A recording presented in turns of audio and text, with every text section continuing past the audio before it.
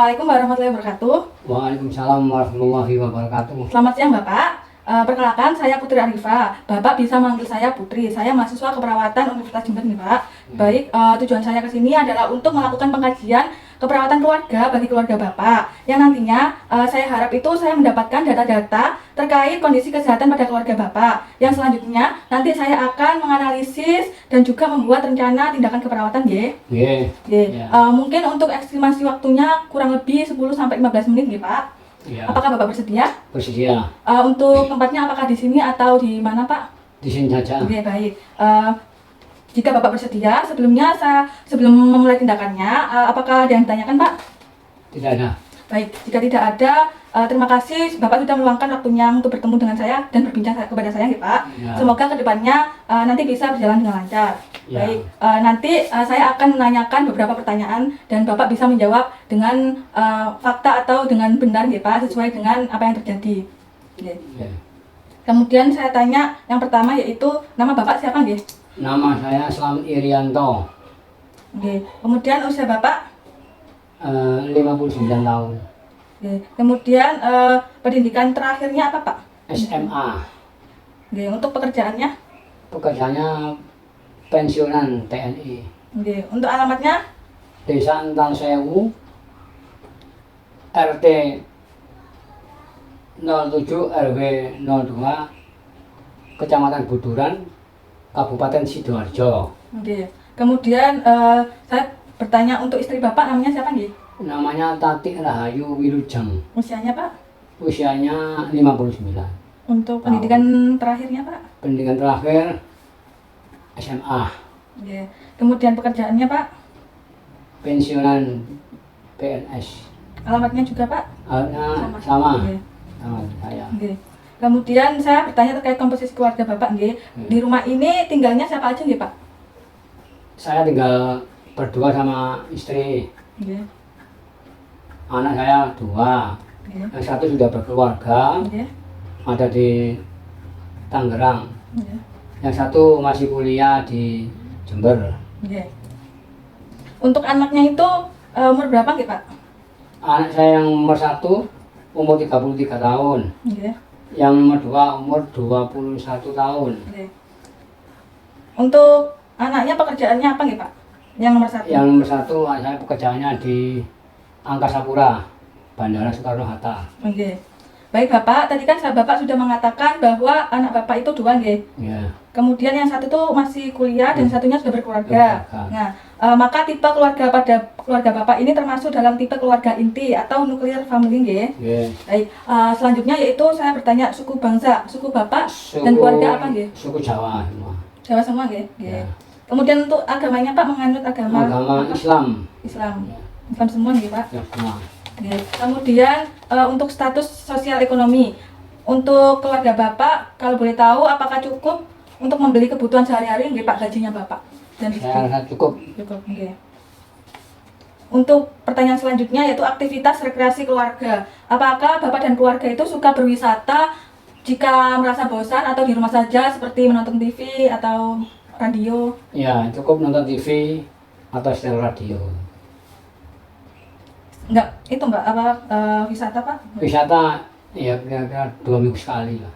Oke. Ya. Baik, dari data yang Bapak katakan tadi, menurut saya keluarga Bapak ini termasuk ke tahap perkembangan keluarga 6, yaitu keluarga dengan anak dewasa. Karena Bapak ini mempunyai anak 2, dan yang satunya itu sudah menikah dan berkeluarga, yang satunya masih kuliah ya Pak. Ya. Oke. Kemudian tugas perkembangan keluarga yang belum terpenuhi. Tugas perkembangan keluarga itu Pak, ada memperluas keluarga inti menjadi keluarga besar, kemudian mempertahankan keintiman pasangan, membantu orang tua istri atau suami yang sedang sakit, membantu anak untuk mandiri di masyarakat, dan penataan kembali peran dan kegiatan rumah tangga. Nah, tugas perkembangan keluarga yang belum terpenuhi apakah ada Pak? Dari yang saya sebutkan tadi?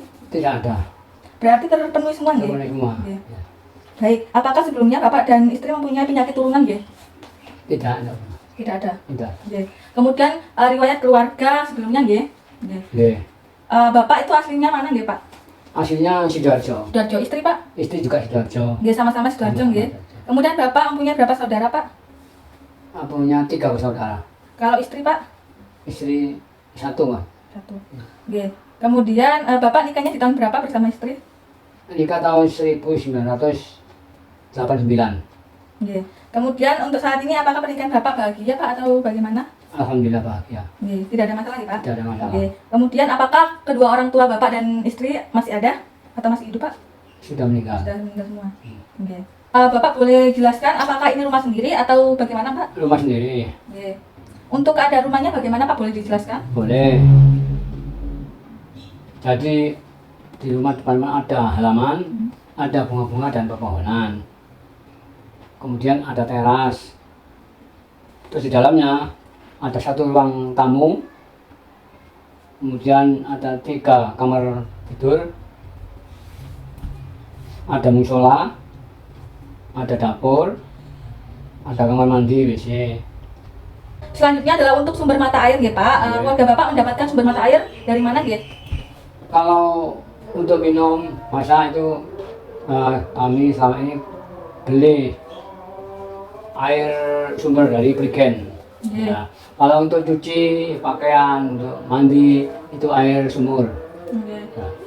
Sudah Pak? Ya. Kemudian untuk pembuangan air kotornya bagaimana Pak? Untuk buatan air kotor saya buatan parit, kemudian dengan tanduan air atau dan septic tank. Oke. Untuk pembuangan sampahnya Pak bagaimana? Pembuangan sampah tetap saya buatkan tempat buang sampah, kalau sudah banyak menumpuk saya bakar. Oke. Kemudian apakah di rumah Bapak memiliki jamban? Ada. Oke. Dan ada sapi tank Pak? Septic Dibuang? tank ada. Oke. Kemudian untuk sumber pencemaran apakah di rumah Bapak ada pencemaran udaranya gitu atau dekat pabrik? Insya Allah tidak ada. Oke. Untuk pertanyaan selanjutnya yaitu sanitasi rumah. Itu bagaimana ya Pak? Sanitasi rumah. Untuk rumah sudah saya buatkan lupa seperti angin-angin untuk sirkulasi udara. Untuk septic tank saya buatkan minimal 10 meter dari jarak rumah. Untuk tetangga Bapak itu apakah sukunya berbeda-beda atau suku Jawa Pak? Suku Jawa. Hanya suku Jawa. Hanya suku Jawa. Oke. Kemudian untuk bahasanya Bahasa Jawa sama Indonesia sama bahasa Indonesia. campuran ya Pak? Campuran. Oke. Kemudian untuk agamanya Pak? Agamanya Islam. Islam. Oke. Kemudian apakah karakter tetangga itu terlihat ramah atau tidak Pak menurut Bapak? Menurut saya selama ini terlihat ramah sekali. Oke. Kemudian apakah Bapak dan Ibu sering berkumpul dengan tetangga Pak? Sering. Oke. Untuk mobilitas geografi keluarganya, sejak kapan Bapak tinggal di sini? Sejak tahun 1989.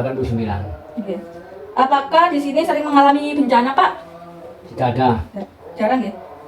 Untuk perkumpulan keluarga dan interaksi dengan masyarakat itu bagaimana Pak? Kapan biasanya Bapak dan Ibu itu meluangkan waktunya untuk berkumpul dengan keluarga maupun tetangga-tetangga? Iya. Ya biasanya pada waktu ada kerja bakti, terus kumpul-kumpul arisan, terus ada momen-momen seperti acara Maulid Nabi, acara ada ini silaturahmi, hari raya Idul Fitri, Idul Adha. Iya. Kemudian kalau dengan tetangganya bagaimana? Apakah istri Bapak sering kumpul juga? Ya sering kumpul pada saat arisan RT bisa. Oke. Kemudian untuk sistem pendukung keluarga, apakah hubungan keluarga besar harmonis Pak? Misalnya hubungan dari suami atau ibu sendiri? Ya harmonis. Ya. Untuk pemilihan tempat tinggal ini apakah jauh dari pelayanan kesehatan atau kayak dekat RS atau puskesmas, klinik gitu? Dekat klinik puskesmas dekat. Nah, pada keluarga Bapak, bagaimana cara berkomunikasi dengan anak dan istri Pak? Kemudian untuk bahasa yang digunakan keluarga Bapak memakai bahasa apa sehari-hari untuk berkomunikasi? Untuk bahasa Indonesia atau bahasa Jawa. Yeah. Untuk berkomunikasi memang selama ini ada hambatan Pak. Yeah. Sedikit ada hambatan karena keluarga jauh, anak kan di Tangerang. Kadang kami komunikasi melalui HP. Kalau ini sinyalnya baik, kadang bisa menerima dengan jelas. Yeah. Tapi kadang sinyalnya itu kurang baik, komunikasi terganggu. Yeah. Tidak lancar, salah persepsi atau mungkin salah pengertian, itu aja. Yeah. Berarti terkait komunikasinya kurang efektif nih Pak? Iya Pak. Karena jauh tadi. Iya karena jauh tadi. Kemudian jika ada perbedaan pendapat bagaimana nih Pak? Kalau ada perbedaan pendapat ya kami saling menyadari. Yang jelas akan saling menyadari itu kami ulang-ulang lagi sampai berhasil untuk komunikasinya. Okay. Kemudian struktur kekuatan keluarga. Biasanya untuk pengambil keputusan itu biasanya dilakukan pada bapak atau istri? Ya, yang ngambil saya sendiri, tapi saya juga koordinasi sama istri juga. Selanjutnya yaitu struktur peran keluarga nih Pak. Nggih. Pada keluarga bapak itu kan yang di rumah ada 3 orang. Anak bapak, istri bapak, dan bapak. Iya. Dan anak bapak yang satunya sudah menikah nggih. Menikah. Berarti untuk informannya yaitu panjenengan sebagai suami itu sebagai kepala rumah tangga dan juga mencari nafkah. Iya. Kemudian istri sebagai mengurus rumah tangga nggih. Dan anak kedua bapak masih kuliah. Iya. Nggih. Kemudian nilai dan norma budaya. Pada keluarga bapak biasanya menerapkan norma dan nilai apa nggih Pak? Nah, norma agama dan norma budaya. Iya. Untuk norma agama contohnya saya menerapkan kedisiplinan masalah sholat, Nggih. waktu, kemudian ini tata tertib, Nggih. budaya kesopanan. Nggih. Untuk agama, untuk kebudayaan lebih menyuruh ke perilaku yang baik Nggih. terhadap orang tua sama orang lain. Nggih. Kemudian sekarang fungsi keluarga nih Pak, untuk fungsi afeksi di keluarga Bapak bagaimana nggih? Apalagi perbedaan tidak gunakan, lebih banyak di afeksi perlakuan saja. Oh, nggih. Baik, pertanyaan selanjutnya yaitu apakah hubungan di keluarga Bapak memiliki hubungan yang kuat satu sama lain antara istri dan Bapak? Iya. Nggih. Kemudian fungsi sosialisasi, apakah keluarga Bapak sering melakukan sosialisasi dengan tetangga maupun saudara nggih? Nggih. Nggih. Selanjutnya yaitu fungsi ekonomi. Pada keluarga Bapak biasanya yang membawa atau menyimpan uang itu Bapak sendiri atau istri? Istri. Ya. Apakah Bapak dan istri berniatan untuk menambah anak atau sepakat untuk 2 anak saja Pak? Sepakat untuk 2 anak aja. Oke. Kemudian yaitu fungsi perawatan kesehatan nggih Pak. Nggih. Untuk keyakinan, nilai, dan perilaku keluarga pada keluarga Bapak itu diterapkan seperti apa nggih Pak? Ya, kami selalu menerapkan hidup sehat, jaga kebersihan, dan selalu taat pada agama. Karena usia manusia itu kan tergantung oleh Allah SWT. Jadi kami yakin hidup sehat, insya Allah umur panjang. Itu, Mbak. Kemudian selanjutnya yaitu konsep dan tingkat pengetahuan keluarga Bapak tentang sakit maupun sehat itu bagaimana? Kalau sakit itu bagaimana? Kalau sehat itu bagaimana? Ya, yang masalah sakit itu saya. Iya. Kalau sakit ya segera berobat ke tempat-tempat pengobatan terdekat, sepertinya misalkan datang ke puskesmas atau ke balai-balai pengobatan terdekat untuk mendapatkan pengobatan. Iya. Itu aja. Kemudian praktek diet pada keluarga untuk makanan sehari-hari bagaimana nggih Pak? Kayak misalnya tuh sehari itu berapa kali makannya, kemudian apa saja yang dimakan menu-menunya gitu, kayak sayur atau Ya, gimana? kalau kami menerapkan, kalau bisa sih 4 hari 5 sempurna. Tapi makan tetap 3 kali sehari, pagi, siang, sore. Iya. Juga memperhatikan masalah vitamin, Iya. gizi, Iya. vitamin gizi, dan termasuk sayur-sayuran. Iya. Kemudian untuk kebiasaan tidur.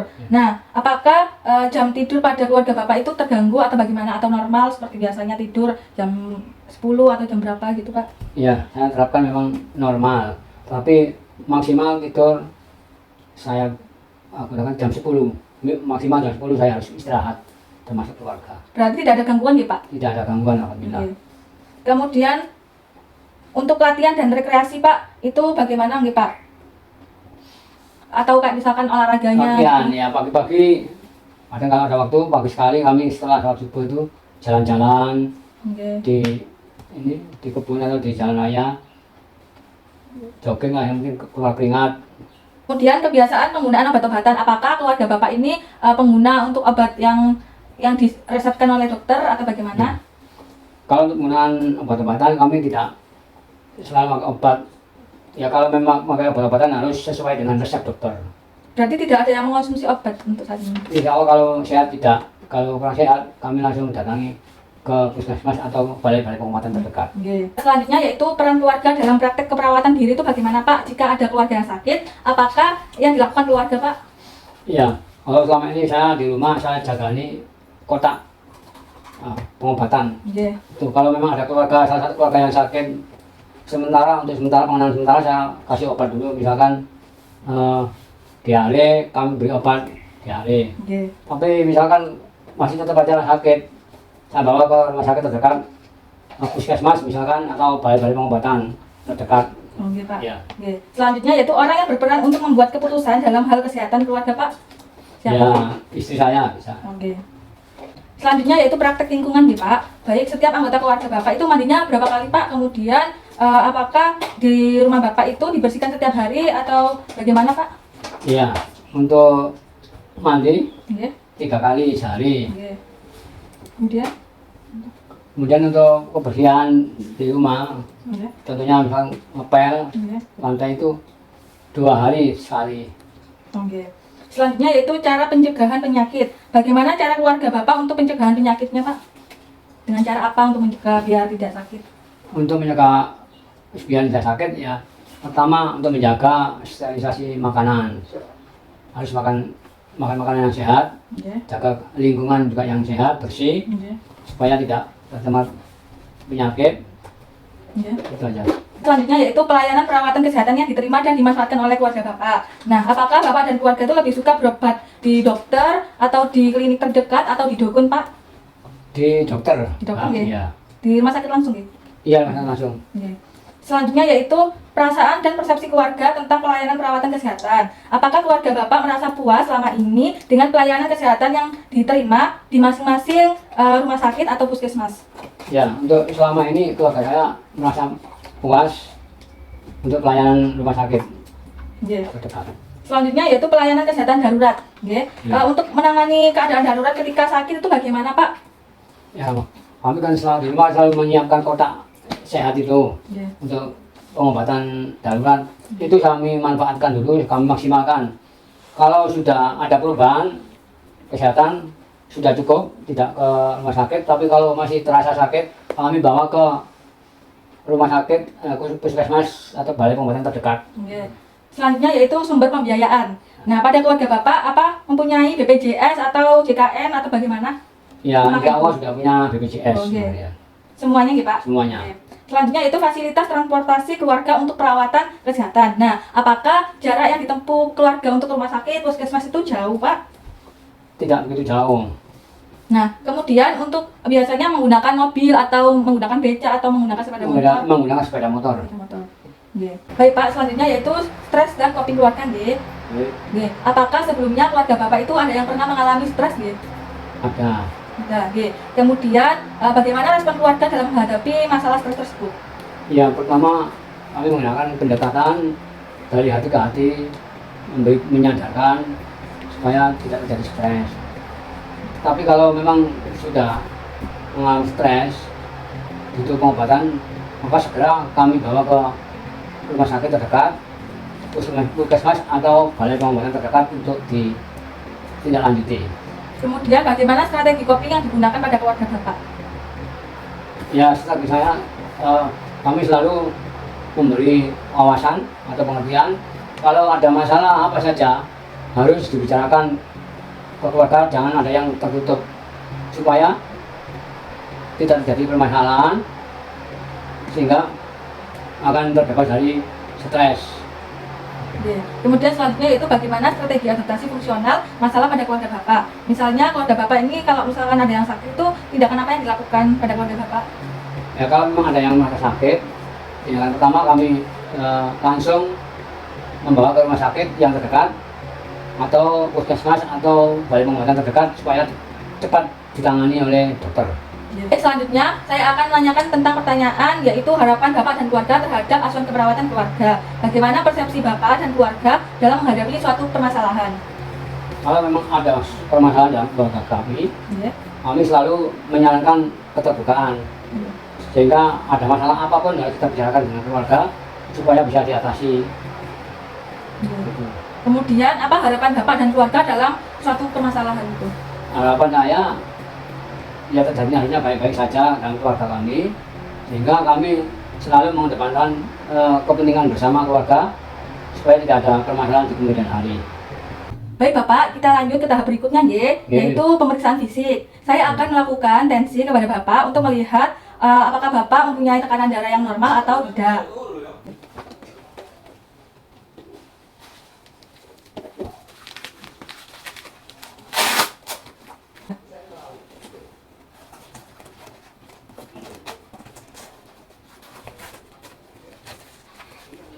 Tangannya lurus nih Pak, jangan digenggam.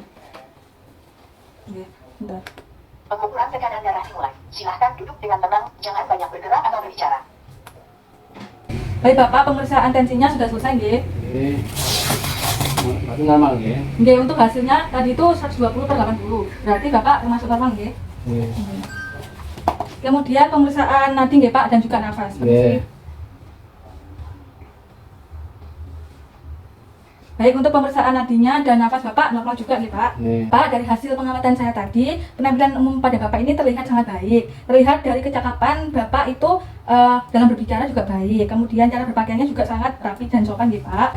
Baik Bapak, selanjutnya yaitu saya akan menegakkan diagnosa. Nah, pada Bapak ini saya mendiagnosa ketidakmampuan coping keluarga berhubungan dengan hubungan keluarga yang ambivalen, yaitu keterampilan dan komunikasi yang tidak efektif pada keluarga Bapak nggih. Ditandai dengan anggota keluarga mengalami kesulitan untuk mengungkapkan perasaan satu sama lain dengan secara jelas dikarenakan komunikasi yang jarang atau jarak jauh melalui telepon. Benar ya Pak? Oke. Kemudian untuk rencana keperawatan pada keluarga Bapak ini yaitu dukungan coping keluarga. Nah, baik untuk rencana keperawatannya nanti itu akan dilakukan 2 minggu lagi ya Pak. Jadi kita akan mendiagnosa untuk saat ini mendiagnosa saja ya Pak. Baik, pertemuan hari ini itu sudah selesai ya Pak. Apakah Bapak ada pertanyaan sebelumnya? Tidak ada. Baik, jika tidak ada, terima kasih ya Pak sudah meluangkan waktunya. Saya pamit terlebih dahulu ya Pak. Terima kasih Pak. Kembali.